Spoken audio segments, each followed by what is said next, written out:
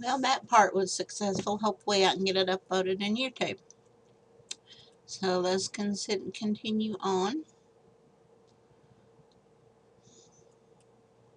from the current slide and talk about the emergencies that we see in our complications. And if you'll notice, there's a lot of things in the book that I did not address.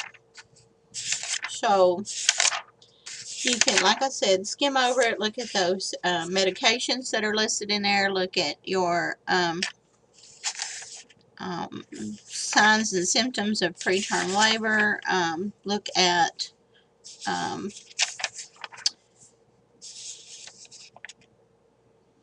some of the things in the boxes are very important to look at. They show you a vaginal breech delivery, and you can see how that would possibly cause some damage to the arm, to the Erb's palsy. Um, Obesity, of course, is not good for women to be overweight, but remember, we still say that they should gain the normal amount of weight. They just should not gain over the normal amount of weight. So,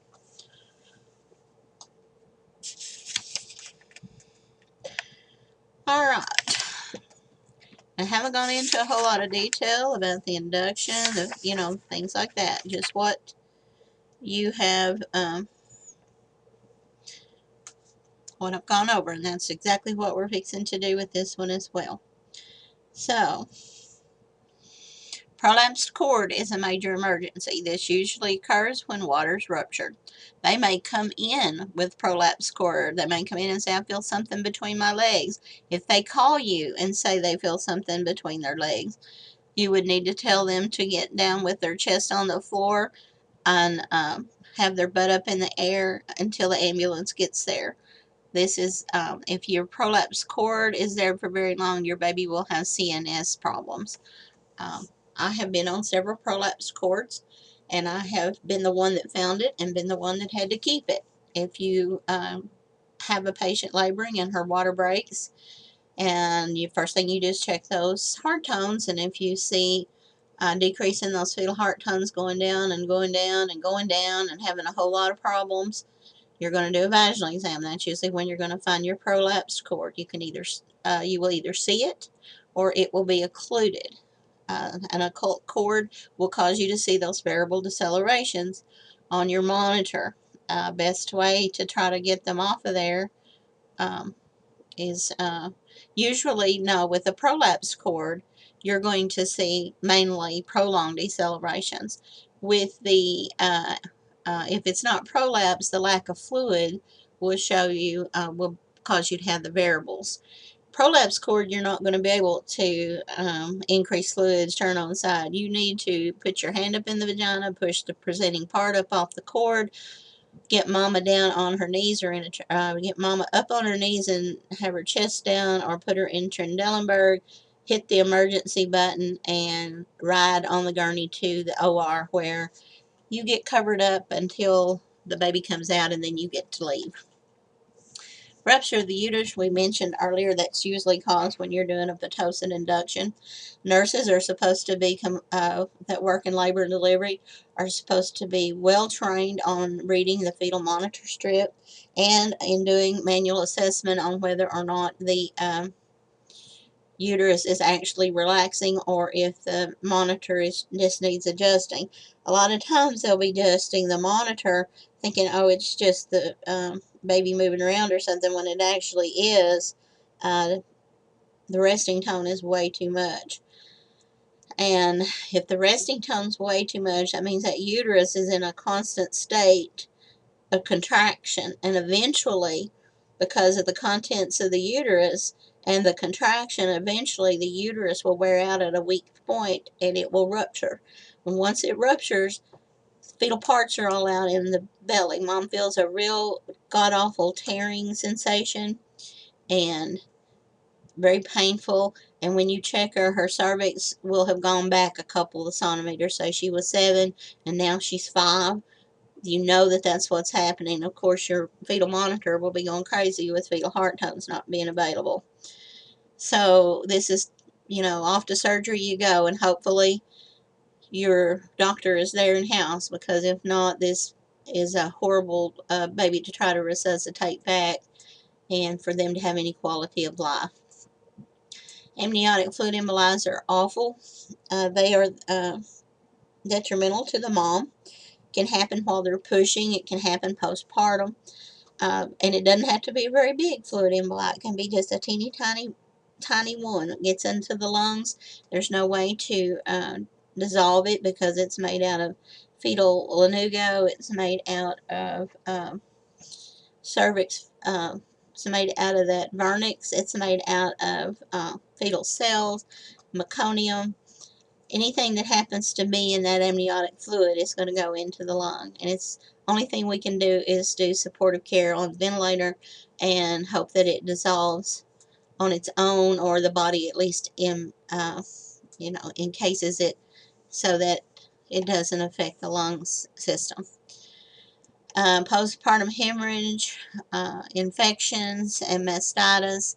These are all things that are emergency situations. If they have, we have to be sure that we're checking closely for infection, because they develop a temperature during labor. They may be dehydrated, so they may have a little bit of temperature, but if the next day they're still running temperature and they have a foul odor to their lochio, then they probably got an infection and we need to treat that. Mastitis, of course, is when they're breastfeeding, and sometimes even when they're not, but it's mainly when they're breastfeeding that there'll be a clogged milk duct that becomes infected, and they need to be treated for that with antibiotics. The baby should still continue to breastfeed. Pelvic vaginal hematomas. These are kind of sneaky things. You can't see them usually by looking. Every once in a while, a patient complains of severe pain. You've given her 2 Percocets, a Vicodin, a sitz bath. You put lidocaine on her bottom, and she's still complaining of severe pain in her vaginal area, pelvic area. You need to take a look inside the labia.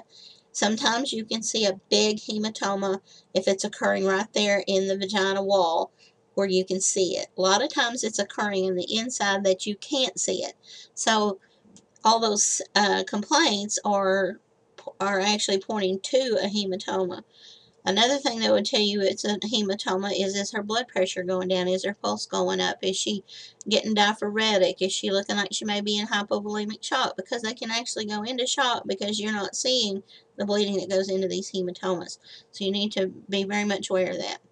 Inversion of the uterus, you can poke it back in once and hope it stays, and if it doesn't stay, you're off to surgery, and usually a hysterectomy is done.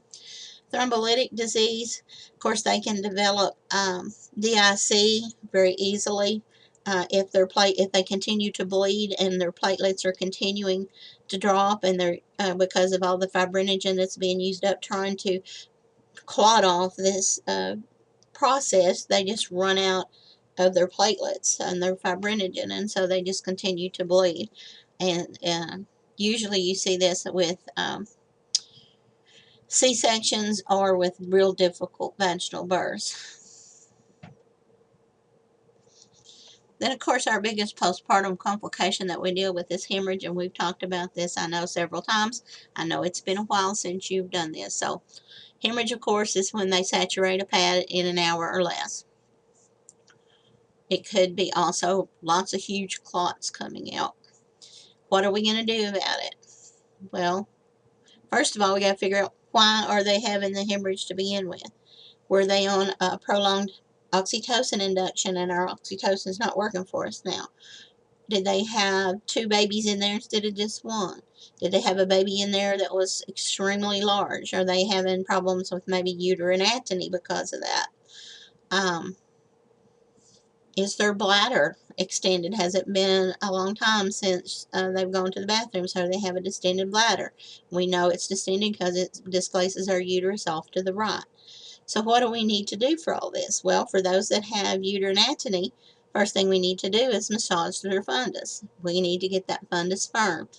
If we massage it and it gets firm and it stays firm, of course we got to stay in there and check every few minutes to make sure that it's staying firm, make sure our bleeding's out. We may massage some clots out, which would be one of the biggest reasons why that they're not uterus isn't contracting down.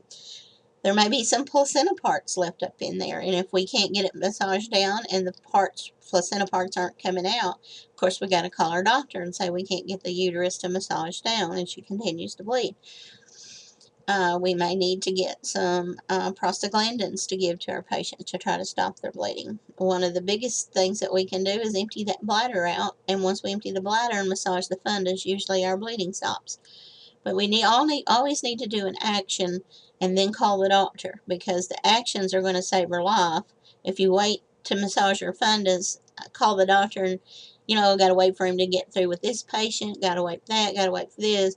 That's 15, 20 minutes that she might be bleeding out and die. So you always want to do your actions first when it's a life-threatening situation. Well, that was short.